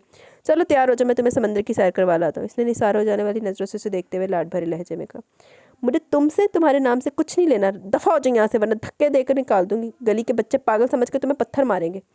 सासू जी, ये तरबियत की तुमने अपनी बेटी की? तुम जैसे से तो फिर भी खासी बेहतर की है। वो खासी तुर्की बतुर्की बोली। पहले भौंक लेंदी, तदी जबान कर लेंदी। क्यों बहस करती हो? मैं तुम्हें वो सब कुछ दूंगा जिसका कभी तसव्वुर भी। शट अप, निकल जाओ फौरन, निकल जाओ यहाँ से। वो ज़ोर से चीखी थी। ज़िंदगी एकदम ही बोझल होगी, इसके गम को फाखरा ने जी का रोग बना लिया। बीमार तो एक अरसे से थी कि गुर्बत व बेचारे की दुनिया की बदतरीन बीमारी है। बेटी पर गुजरने वाली क़यामत ने मोम की तरह अंदर ही अंदर पिघलाना शुरू कर दिया। राफी फ़याज़ खिज़रा से दस्तबरदार होने को राज़ी न था। अक्सर और कहा था आन धमकता और यही मुतालबा करता कि खिज़रा इसकी बीवी वैसे साथ लेकर जाएगा। ये बात खिज़रा किसी तौर मानने को तैयार न थी। इसका कहना था वो दिल में इससे ताल्लुक़ तोड़ चुकी है, अब वो माने या ना माने, मगर वो इसे अपना शौहर नहीं मानती। इसी कश्मकश के दौरान वो एक रात ऐसी सोई कि फिर कभी इस रात की सुबह नहीं हुई। अनाबी और खिज़रा को छोड़कर वो हमेशा के लिए दुनिया से चली गई। चलो जाके और मुसीबत आना से खड़ियाँ कर दे। वक्त गुजरता रहा और एहसास दिलाने लगा कि इसे पेट की आग बुझाने के लिए घर से बाहर कदम रखना पड़ेगा। बहुत कोशिश के बाद एक प्राइवेट इंग्लिश स्कूल में इसे जॉब मिली, जहाँ मेहनत बहुत ज़्यादा और सैलरी बनाए नाम थी।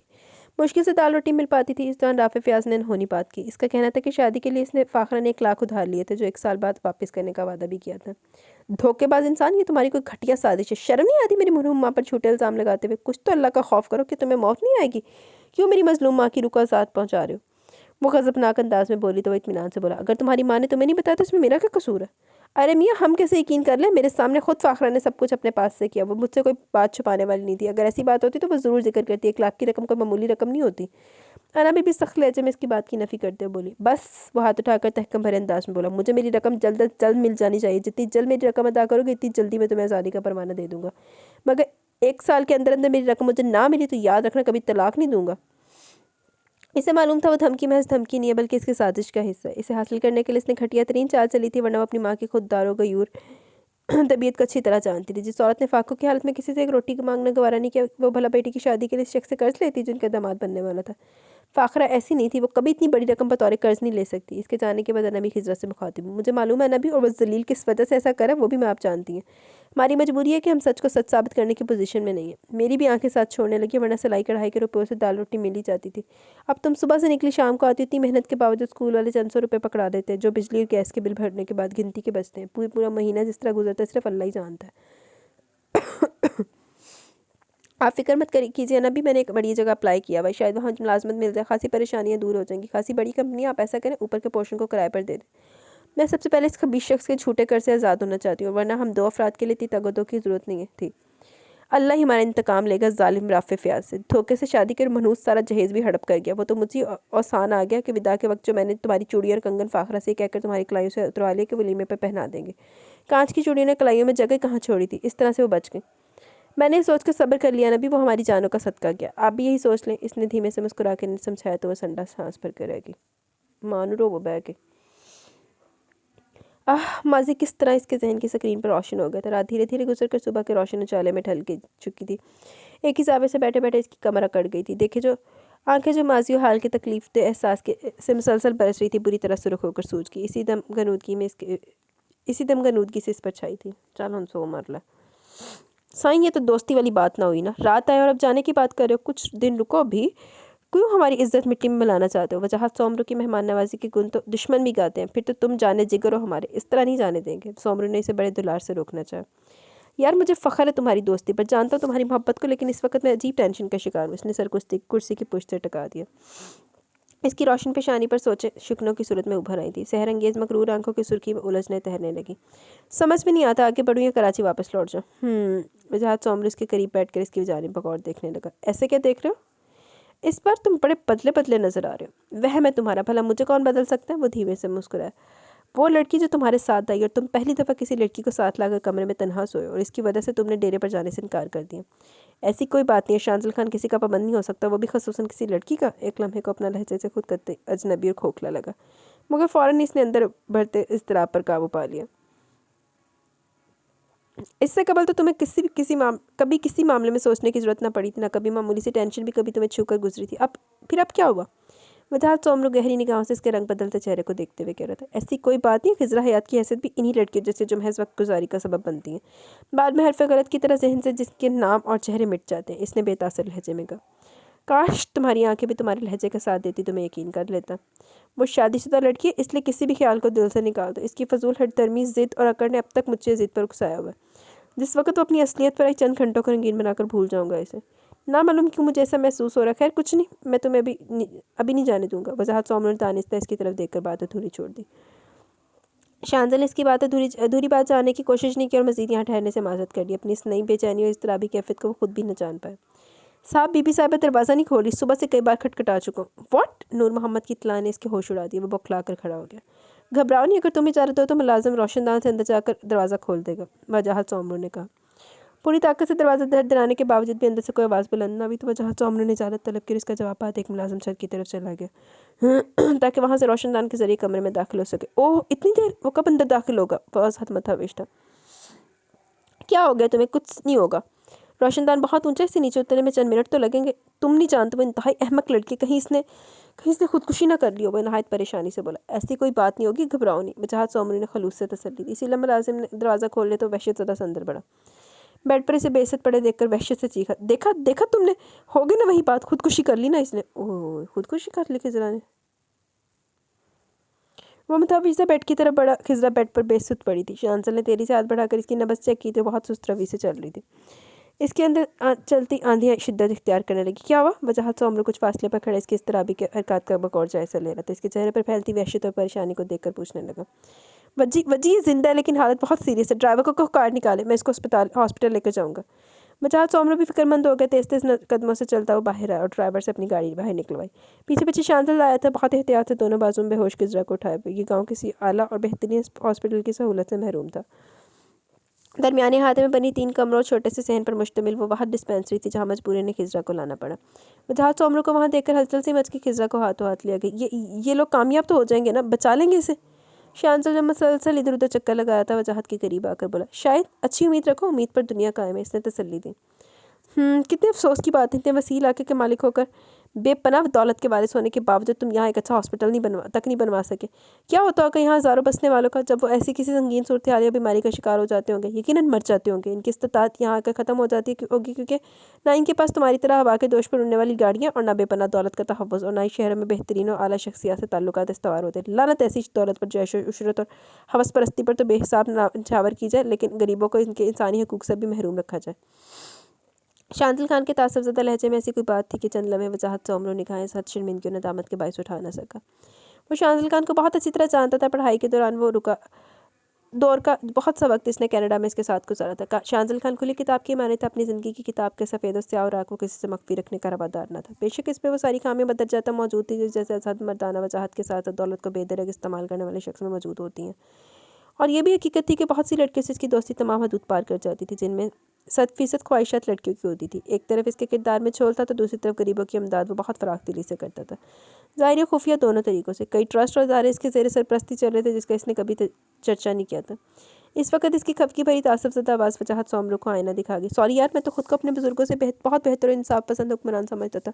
लोगों को मामूली सी सहूलियत देकर मुतमिन था कि मैंने अपना हक अदा कर दिया, लेकिन नहीं, अंदर से मैं भी रवायती वडेरा निकला, कम ज़र्फ़, बेहसास, वो मज़लूम गरीब लोगों को कीड़े मकोड़े समझने वाला गुनाहगार इंसान। तुम्हें मालूम है, मुझे महज दावे, बातें और वादे करने वाले लोगों से इस कदर चिढ़ जितनी हम किसी मुर्दा खोर जानवर से करते हैं। बेहतर वही लोग होते जो कहते हैं वो करते हैं। हम वो वादे और बकवास में वक्त का ज़ियान करने की बजाय कुछ करके दिखाते हैं। ओके, अगली बार आओगे तो देखना वजाहत सोमरू बकवास करने वाला बंदा नहीं है, करने वाला बंदा है या करके दिखाने वाला। इसके लहजे में नया ज़म वलवले का जोश था। चलो, एक जिद्दा दा भी गंदा आदमी है, एक चंगा काम तो करके चला। इस वक्त अंदर से उधेड़ उम्र डॉक्टर 2 नर्सों के हमरा बाहर आए। मुबारक हो साईं, खतरा टल गया, मरीज़ आप खतरे से बाहर है। डॉक्टर ने वजाहत सोमरू के करीब आते हुए पुरजोश लहजे में कहा। डॉक्टर ने मुबारकबाद दी थी जो काका होया कि मुबारक हो जी काका होया तुहाडा। कोई हाल नहीं डॉक्टर का भी। ओ थैंक गॉड, वो बेख्तियार अंदर चला गया। खिजरा आंखें बंद के बेड पर लेटी थी, दाएं हाथ में ड्रिप लगी हुई थी। ना मालूम दवाइयों के ज़रिए से सो रही थी या इसे देखकर आंखें बंद के लेटी थी। वो बेड के करीब खड़ा इसे एकटक देखे गया। इसके जर्द चेहरे पर सितवा खड़ी नाक से भंवरा जैसी आंखें बहुत नुमाया हो रही थी। खिजरा खिजरा, इसने झुककर धीरे धीरे पुकारा, मगर इसमें कोई जंबिश भी ना हुई। वो वहीं बैठकर इसका दूसरा हाथ पकड़कर गोया, अब कैसी तबीयत? छोड़ो मेरा हाथ, छोड़ो। जुमला मुकम्मल होने से कबल वो आंखें खोलकर चीखी। शांतिल खान ने फ़ौरन हाथ छोड़ दिया। इसकी लरसती पलकों की जंबिश से समझ गया था कि वो जानकर आंखें बंद किए पड़ी है। इसे हरकत में लाने के लिए इसने हाथ पकड़ा था, जिसका नतीजा 100% दुरुस्त निकला। नाराज़ मत हो, मैं सिर्फ ये जानना चाहता हूँ कि तबीयत कैसी है, क्या कर लिया था? शुक्र कीजिए साईं, बिच्छू ज़रा जहरीला नहीं था। वजाहत सोमरू के हमरा अंदर आते हुए डॉक्टर की गुफ्तगू सुनकर वो चौंक कर बोला, क्या इन्हें बिच्छू ने काटा था? जी हाँ, खुशनसीबी है बेगम साहिबा के वो बिच्छू मामूली सा जहरीला था, वरना इस इलाके में तो इतने ख़तरनाक सांप बिच्छू मौजूद है कि इनका काटा पानी नहीं मांगता, लम्हों में आदमी जान दे देता है। डॉक्टर वडेरे और इसके दोस्त को यहाँ देखकर असद मरूब हुआ था, क्योंकि वजाहत से उम्र से वाकिफ था और शांतल की शानदार बारोब शख्सियत से ज़ाहिर हो रहा था वो किसी तौर पर वजाहत से उम्र से कम हैसियत का मालिक नहीं है। इनके लिए इसने अपनी तरफ से डिस्पेंसरी के पीछे बने अपने घर में पुरतकल्लुफ़ चाय का एहतमाम कर डाला और अब बहुत इसरार से इन्हें दावत दे रहा था। नहीं डॉक्टर साहब, आपकी बेहद मेहरबानी कि आपने हमारी मेहमान की जान बचाई। चाय वगैरह का तकल्लुफ़ छोड़े, हम हवेली जाकर चाय पियेंगे, वजाहत से उम्र ने कहा। मेहरबानी तो अल्लाह की है साईं, इसने आपके साथ मेरी भी लाज रख ली। आप अपने मेहमानों को लेकर गरीब खाने पर चाय पी लेंगे तो इज़्ज़त अफसाई होगी मुझ हकीर बंदे की। डॉक्टर पुरखलूस ने मेहमान नवाज़ा, इसके लहजे से कोई गर्ज़ो खुशामद नहीं झलक रही थी। वजाहत उम्र के दोबारा इनकार करने से कबल बोल उठा, इनकी ड्रिप खत्म हो जाए डॉक्टर साहब तो हम ज़रूर आएंगे। ये हमारे लिए सादत और मसरत की बात है कि आप जैसे नेक और इंसानियत की खिदमत करने वाले अजीम इंसान से मुलाकात का शर्फ नसीब हो रहा है। शांजल के इन तहसीना में अल्फाज ने डॉक्टर के चेहरे पर चिराग से रोशन कर दिए तो वो शुक्रिया कहता वहाँ से चला गया। मुझे गलत मत समझना, मैंने इसीलिए इनकार किया कि कहीं तुम बुरा ना मान जाओ कि एक अदना डॉक्टर की दावत मैंने कबूल कर ली। डॉक्टर के बाहर जाते वो वजाहत से उम्र बोला, एक अरसा संग रहने के बावजूद तुम मेरी नेचर को नहीं समझ पाए, अब सवाए हैरत अफसोस के क्या किया जा सकता है। शांतल ने संजीदगी से कहा। दिन ढल रहा था, शाम के सुरमई साए दूर अफक के किनारों पर फैल रहे थे। खिजा की तबीयत बेहतर थी मगर इसकी बेजारी खामोशी में मजीद इजाफा हो गया था। प्लीज़ वजह भी स्टार्ट ना करना, मैंने तुम्हें कहा था ना कि अगर एक बार कोई और इरादा कर लूँ तो इससे दस्तबरदार होना मेरे लिए कतई नामुमकिन हो जाता है। अपनी आदत मुझ में कतई नापसंद है, लेकिन इस कदर पुख्ता हो चुकी है कि इसे छोड़ना चाहता हूँ मगर यहाँ मैं खुद भी शिकस्त खा जाता हूँ। बाहर हवेली से आने वाले रास्ते पर वजाहत को कार ले जाने का इशारा करते देखकर शांजल नरमी से बोला, अच्छा तुम कभी नहीं सुधरोगे, हमेशा अपनी ज़िद पूरी करते हो। ठीक है, लेकिन जाने से कबल वादा करके जाओ, बहुत जल्द मिलने आओगे। क्यों, तुम्हारे लिए क्या वहाँ नो एंट्री का बोर्ड ऑफिस है? नहीं बाबा, ऐसा क्यों होगा, बस ज़मीनों के झगड़े जिन्हें निपटाते भी कुछ अर्सा बाहर नहीं निकल सकता। आऊँगा, बखेड़ों से निपटते ही आऊँगा। एक एहसान करो, अपना ड्राइवर एक हफ्ते के लिए मुझे दे दो, बड़े काम है मुझे। मेरे दोनों ड्राइवर बीमार पड़े, वजाहत उम्र ने हिचकिचाते हुए कहा। ये कोई एहसान की बात नहीं है, नूर मोहम्मद हवेली में रख लेना इसे जब तक तुम्हारा काम नहीं हो जाता। मेरे पास 2 बंदे और भी हैं। शांतल खान ने फ़राक दिली का मुजाहरा किया। दोनों दोस्त गले मिले, कुछ रस्मी बातें हुई, फिर वो दोनों एक दूसरे को अलविदा कहते हुए अपनी अपनी गाड़ियों की तरफ बढ़ गए। वजाहत उम्र इस वक्त तक हाथ में पकड़ा रुमाल हिलाता रहा जब तक इनकी कार निगाहों से ओझल ना हो गई। चलो ड्राइवर चला, हुन दोनों प्राइवेसी दे विच जाओ। ड्राइवर रह गया थे। शाम की जानिब बढ़ते साए में गांव के मंजर से दिलकश सरसब्ज शदाब सब्जी की मानद लग रहे थे। वो कितनी ख्वाहिशमंद थी ऐसे हसीन कुदरत से करीब तक देने नज़ारे देखने की। अब ख्वाहिश मुकम्मल हुई तो मदमज़ा थी। ख्वाहिशात का वजूद भी अजीब है, जहन में इस तरह उग आती है जैसे खुरदरू पौधे मतलब तलब से ज़िंदगी पाल लेते हैं, लेकिन इनकी जड़ें ख्वाहिशों के पौधों के मुकाबले में बहुत ताकतवर और मजबूत नहीं होती। खुरदरू पौधों की एक ही झटके से जड़ों समेत उखाड़ कर फेंक दिया जाता है। इन ख्वाहिशों की जड़ें तो इंसान को आकाश की बेलों की मानिंद जकड़ लेती हैं। इंसानी वजूद ही ख्वाहिशों की बुनियाद है। शायद जभी ज़ीस्त के हर लम्हे में ख्वाहिशें मकड़ी के जालों की मानिंद हमसे लिपटी नजर आती हैं। एक पूरी हो जाए तो दूसरी, तीसरी, बल्कि आखिरी सांस तक साथ रहती है। कभी कभी ऐसा भी होता है कि बाज़ ख्वाहिशें जो बड़ी आरज़ू अवर होती हैं, जिनके पूरा होने का हम इंतज़ार करते हैं, वो अगर किस्मत से कभी पूरी हो भी जाए तो अज़ियतनाक बन जाती है, जैसा अब इसके साथ हो रहा था। एक्सक्यूज़ मी, वो न जाने कब से पुकारा था। अब कार ड्राइव करते करते लम्हा भर को इसकी जानिब देख कर बोला तो वो ज़रा सी चौंकी। वो जो अब तो इसे कुछ नहीं दिया, सिर्फ एक निगाह इसकी जानिब देखकर दोबारा खिड़की से बाहर देखने लगी। आगे आ जाइए, मुझसे तनहा बैठकर ड्राइविंग नहीं होती। बहुत फ़राक दिली से इसकी नागवारी नज़रअंदाज करके वो बशाश लहजे में बोला, मैं आपकी किसी भी फजूल आदत को जानना नहीं चाहती और ना ही पूरा करने की पाबंद हूँ, समझे? मैं इसकी जानिब देखे बगैर सख्त लहजे में बोली, मैं आपका ड्राइवर नहीं हूँ मोहतरमा, कम। वो इसका लहजा हतमी था, मुझे कोई मजबूर नहीं कर सकता। ओके, तो फिर मुझ पर भी किसी की धौंस नहीं चल सकती, इसने कार रोक दी। ये क्या मकसद है? इसे कार रोकते देखकर वो बौखला गई। कार तब चलेगी जब आप फ्रंट सीट पर बैठेंगी, वरना मेरे लिए कोई मुश्किल नहीं है इस तरह बैठे बैठे यहीं रात गुजार देना। ख्वांका की जिद करें आप, खिजा ने शदीद गुस्से से कहा। शांजल ने कोई जवाब नहीं दिया, दरवाज़ा खोलकर बाहर निकल गया और बोनट पर बैठ कर इधर उधर लापरवाही से देखने लगा। माँ सदके चली जाए, चल तू अपनी जिद के पीछे बैठी रहे, तू बाहर बैठा रहो। शाम का गुलाबी आंचल हर सू फैला हुआ था। रुखसत होते सूरज की सुनहरी किरणें अपने रूप का सोना खूब लुटा रही थी। शहर की आलूदगी से पाक फिजा में महसूस की जाने वाली ताजगी लताफत थी। इर्द गिर्द खेत फैले हुए थे जिनमें छोटे छोटे पीले फूल खिले हुए थे। गांव के कच्चे घरों से उठती ताज़ा पकती मकई की रोटी और साग की खुशबू हवाओं में फैली हुई थी। ये खुशबू इतनी इश्तियाक अंगेज़ थी कि इसे महसूस हुआ बड़ी शिद्दत से भूख लग रही है। रात भी इसने बराए नाम खाना खाया था, अब सुबह से कुछ भी नहीं खाया था। चाय पर शांजल के अलावा डॉक्टर, इसकी वाइफ और वजाहत उम्र ने हद इसरार किया, लेकिन इसकी सद मोहरी खामोशी के आगे वो खामोश हो गए थे और इसे इनकी रत्ती भर परवाह नहीं थी। आधा घंटा गुजर चुका था इन दोनों को अपनी अपनी फजूल जिद्दों में मकीद हुए। आखिर आप चाहते क्या? वक्त तेरी से गुजरता देखकर बिलाखिर इसे कहना पड़ा, सिर्फ कुछ वक्त, हसीन लम्हों की गुर्बत का तमन्नाई।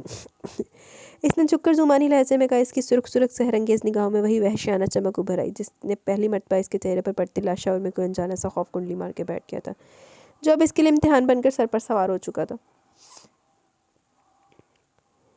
میرا مطلب ہے آگے آ کر بیٹھ جاؤ۔ خضرا کے چہرے کے بدلتے رنگ دیکھ کر اس نے مسکراتے ہوئے بات بدلی۔ اس کی ہٹ دھرمی خضرا کو اپنی بے بسی و مجبوری کا مکمل احساس دلانے لگی۔ وہ خاموشی سے پچھلی سیٹ سے اٹھ کر فرنٹ سیٹ پر بیٹھ گئی۔ بہت بہت شکریہ، ڈرائیونگ سیٹ پر بیٹھتے ہوئے شوخی سے بولا۔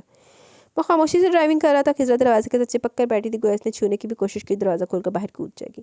وقت کی رفتار کار کی رفتار سے زیادہ تیز تھی۔ سورج غروب ہو چکا تھا، شام کی گلابی رنگت رات کی سیاہی میں بدل چکی تھی۔ دن کی روشنی میں نگاہوں کو سرشار کر دینے والا سرسبز و شاداب تاریکی میں ڈوبا اتنا خوفناک لگ رہا تھا کہ اس پر نگاہ ڈالنے کو بھی دل نہ چاہ رہا تھا۔ اس نے کلائی پر بندی واچ پر ٹائم دیکھا تو حیرانی سے ہوئی۔ کیا واقعی 8 بجے؟ لیکن یہاں تو ایسا لگ رہا ہے جیسے آدھی رات گزر چکی ہو۔ یہ گاؤں غیر ترقی یافتہ پسماندگی کا شکار، بجلی اور گیس جیسی ضروری سہولیات ابھی یہاں میسر نہیں ہو سکی۔ شہروں کے چکا چوند میں تو اس وقت ڈھنگ سے رات بھی شروع نہیں ہوتی، لیکن ایسے دیہاتوں کے لوگ کم از کم میرے خیال سے تو خوش نصیب ہیں کہ اس دور میں بہت صاف شفاف آب و ہوا میں سانس لے رہے ہیں، جو ہم لوگوں کے لیے صرف خواب بن گئی۔ کتنا فطرت سے قریب ہیں یہ لوگ، سادہ زندگی، سادہ ماحول، نمود و نمائش سے پاک لوگ، جو صبح سورج نکلنے سے پہلے جاگ جاتے ہیں اور سورج ڈوبنے کے بعد جن کی رات شروع ہو جاتی ہے۔ ہم سے بہتر ہیں یہ لوگ، وقت کی قدر بھی کرنے والے، جو وقت کے پیچھے نہیں بلکہ وقت جن کے پیچھے چلتا ہے۔ شانزل کے لہجے میں یہاں کے لوگوں کے لیے ستائش تھی۔ جب وہ ایسی باتیں کرتا تو کوئی نہیں کہہ سکتا تھا وہ خراب شخص ہے، کیونکہ بظاہر وہ بہت زبردست پرسنالٹی رکھتا تھا۔ نرم خوش اخلاق، لوگوں سے ملتے وقت وہ امیری غریبی کا فرق بالکل مٹا دیا کرتا تھا۔ اپنی امانت کے حوالے سے اس میں رتی برابر بھی غرور و تکبر نہیں تھا۔ شانزل خان، کاش تم ایک بد کردار شخص نہ ہوتے تو موت پر سمجھے جاتے۔ اس کی باتوں سے متاثر ہو کر اس نے دل میں سوچا۔ کار اچانک ہی جھٹکے سے چلتے چلتے رکی۔ اوہ، پیٹرول چیک کرنا تو مجھے یاد ہی نہیں رہا۔ کیا پیٹرول ختم ہو گیا؟ ہاں، شانزل کے لہجے میں پریشانی محسوس کر کے وہ خود بھی پریشان ہوگی۔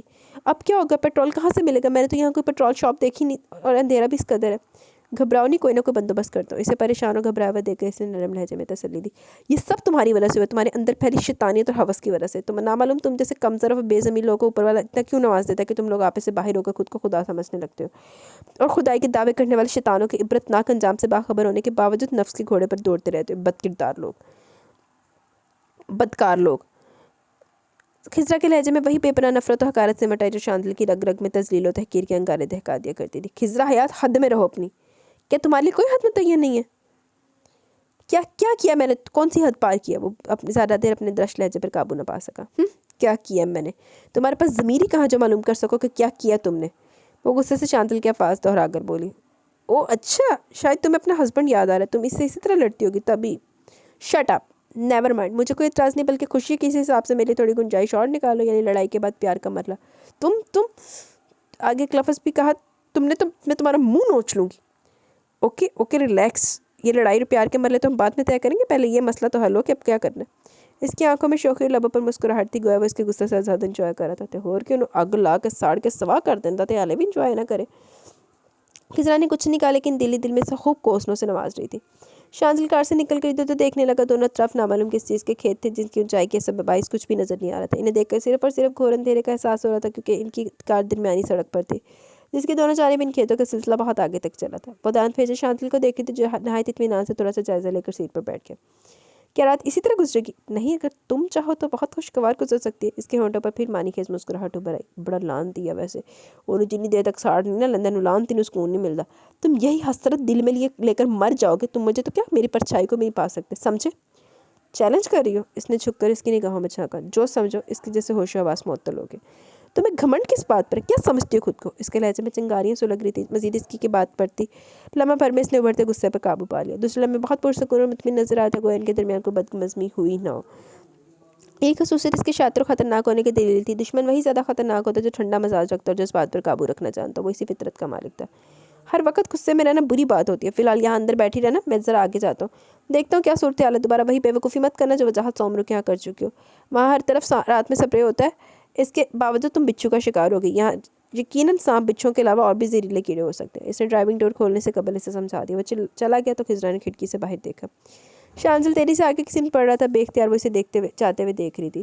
تیز تیز قدموں سے چلتا وہ دائیں جانے مڑ کر نظروں سے اوجھل ہو گیا تو اس نے ارد گرد دیکھا اور کھیتوں میں پھیلی تاریکی نے اسے خوف زدہ کر دیا۔ وہ کیسا بھی تھا، لیکن اس کی موجودگی میں تنہائی کا خوف نہیں تھا۔ اس نے دیری سے کھڑکی کے شیشے چڑھائے اور نگاہیں جھکا کر بیٹھ گئی، اس ارادے سے کہ اب باہر نہیں دیکھے گی، مگر سوچ کے برخلاف بے ساختہ اس کی نگاہیں باہر اٹھ رہی تھی۔ ہواؤں کے زور سے کھیتوں میں ہونے والی سرسراہٹیں بھی اسے پوری پرسرار لگ رہی تھی، اور دل سوکھے پتے کی مانند کانپ اٹھتا تھا۔ کچھ دیر بعد شانزل ایک شخص کے ہمراہ آتا ہوا نظر آیا تو اس کی جان میں جان آئی۔ आ जाओ बाहर, शुक्र करो ये नेक रिश्ता इत्तफाकन पढ़ाई करता हुआ मिल गया, वरना यहाँ के लोग तो लगता है सूरज के साथ ही नींद के आगोश में चले जाते। शांजल फ्रंट डोर खोलकर इससे मुखातिब हुआ तो वो भी कांपती हुई बाहर निकल आई। शांजल कार लॉक करने लगा। खिजरा ने अचरती हुई निगाह दूसरे शख्स पर डाली। वो 17-18 साल नौजवान था जिसके चेहरे पर मासूमियत और झिझक थी। वो निगाहें झुकाए मुअद्दब सा करता, चलो। वो कार लॉक करके आया तो बोला। गाड़ी की हेडलाइट्स बंद होने की वजह से वहाँ एकदम अंधेरा छा गया। सिर्फ नीले आकाश पर चमकते चांद की शनील चांदनी थी जो वहाँ बिखरी हुई थी, जिसे अजब तिलिस्माती सहरंगेज माहौल हो रहा था। हाथ थाम लो मेरा, रास्ता ख़राब है, कहीं गिर ना जाओ। खिजरा को कई दफ़ा ठोकर खाते देखकर इसने हमदर्दी से कहा, बेफिक्र रहिए, कम अज़ कम आपके सामने तो मैं हरगिज़ नहीं गिर सकती। ओके, जैसे तुम्हारी मर्जी। वो शाने चुका लापरवाही से कोई वो इस नौजवान के साथ बातें करता चलने लगा। पढ़ाई का ज़माना नहीं है, तू नहीं जा चुप करके। एक लख्त खेतों में सरसराहट हुई थी। इसने देखा तो खौफ और दहशत से आंखें फटकी। दो लंबे बाजू कज़ा में दाएं फैलाए एक बेतहाशा लंबा वजूद किसी दूसरी मखलूक का था, जिसके चेहरे के कदोकल इतने भयानक थे कि इसकी बेसाख्ता चीख निकल कर खामोशियों में इत्याश पैदा कर गई। क्या हुआ, क्या हुआ? वो दोनों जो इससे चंद कदम के फासले पर चल रहे थे चीख सुनकर बर्क रफ्तारी से इसकी तरफ आकर पूछने लगे।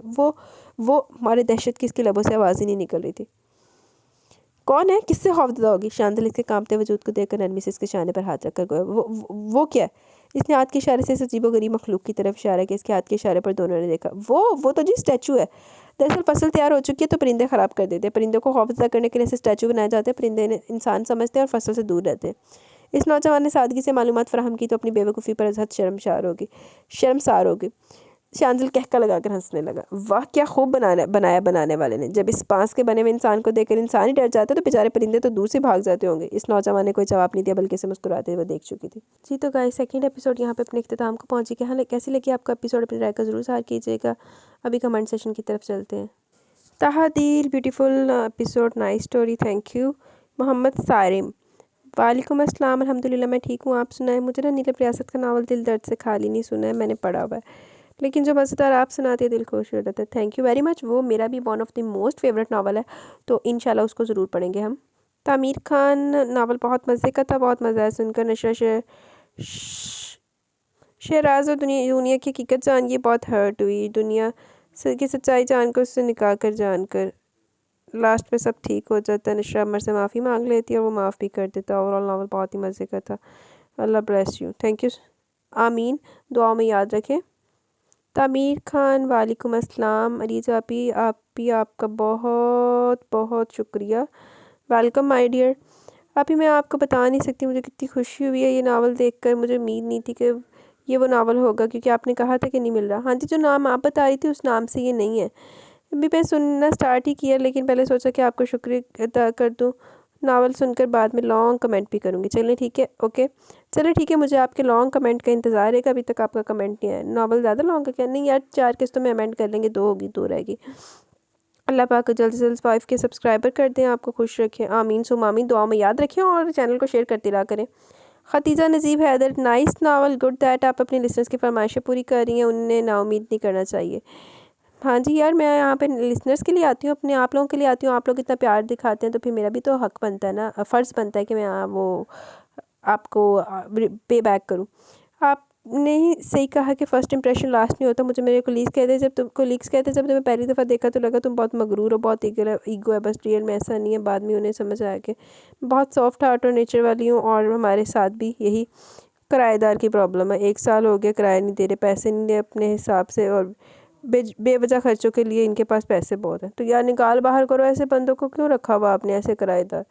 Okay dear, waiting for next part. आमीन सुम आमीन, दुआ में याद रखें। अल्लाह आपके किराएदारों को हदायत दे, लेकिन आप ऐसे किराएदारों को उठा के बाहर करें बस। मालिक सबा का कमेंट है, नावल बहुत ज़्यादा इंटरेस्टिंग है। फर्स्ट पार्ट बहुत ज़्यादा इंटरेस्टिंग था। खिज़रा का करेक्टर बहुत अच्छा है। लड़कियां ऐसी होनी चाहिए। ये हीरो साहब एक नंबर का बिगड़ा हुआ। पहले उस खिज़रा के सामने शरीफ बन रहा था, वो अपने वो शरीफ नहीं बन रहा था, वो जो है वो वैसे ही दिखा रहा है अपने आप को। बस वो हुआ ऐसे कि ना, वो गरीबों के साथ तो सही है ना। वो बहुत अच्छा हुआ कि खिज़रा ने साने पहले इसके बारे में बता दिया था कि इस नेचर का। फिर खिज़रा ने खुद भी देख लिया उस लड़की के साथ, फिर उस बेचारी की कंडीशन उसने मूवीज़ में देखा हुआ था, वो रियलिटी में देख लिया कैसे शानदार खिज़रा के बीच में आ गया, उसे अपनी पर्सनल सेक्रेटरी तक बना दिया और फिर उसे पार्टी पे भी ले गया। पहले तो अच्छा बन रहा था, फिर अपने असल रंग आ गया। बस वो कहते हैं ना, फितरत नहीं बदलती इंसान की। लेकिन जो थप्पड़ मारा खिसा ने मज़ा आ गया, थप्पड़ वो डिजर्व भी करता था। आहो चंड तो 2-4 मेरे वालों भी बांधियां सी। फिर कैसे गुस्से में आ गया बेचारी खिसा के पीछे 2 लड़के थे, एक वो शांसल और दूसरा राफे। यार राफे को लड़का नहीं कहना, वो बुढ़ा आदमी है, बुढ़ा खूसा टाउन लड़का कह के लड़के तो ही ना करो, बल्कि लड़कों को गालियाँ ना दो। ये रेफर ज़्यादा तंग करता है, कम तो शांसल भी नहीं है। लेकिन जब खिसा वो अपनी माँ की ज्वेलरी बेचती तो वहाँ बहुत दुखी थी। वो वहाँ कैसे वहाँ पे उसको शांसल ने देखा था मेरे ख्याल में। ओवरऑल एपी बहुत इंटरेस्टिंग थी। आमीन सुम आमीन, दुआ में याद रखें। मैं हुन स्पीडा ने भी जाना। रेयान वालेकुम अस्सलाम, nice novel baby panda. Sorry मैं जज्बाती हो गई थी, जो फील किया सारा लिख दिया। अब नेक्स्ट आपके कहने पे ज़िंदगी खाकना थी पड़ा, उस पर कमेंट करेंगी। जी कोई बात नहीं, हम भी जज्बाती लोग हैं, हम जज्बाती लोगों की कदर करते हैं। आप जितना मर्जी अपने जज्बात का खुल के इजहार करें, कोई मसले वाली बात नहीं है। Saim Waheed nice story. शेलो वालेकुम अस्सलाम, good one, I requested you too. अच्छा आपने भी रिक्वेस्ट की थी, चलें आप मुझे नाम याद करवा दीजिएगा, हम इंशाल्लाह वो भी रीड करेंगे। सायरा रियाज माशाल्लाह, अच्छा नाम वाला। शांतल को चित्रों की कसर है, मेरे वाला भी उन्हें चित्रा की कमी है। जी कमेंट सेशन भी मुक गया, वीडियो भी मुक गई। अब मुझे इजाज़त है, इंशाल्लाह कल मिलेंगे न्यू एपिसोड के साथ। तब तक के लिए बहुत सारा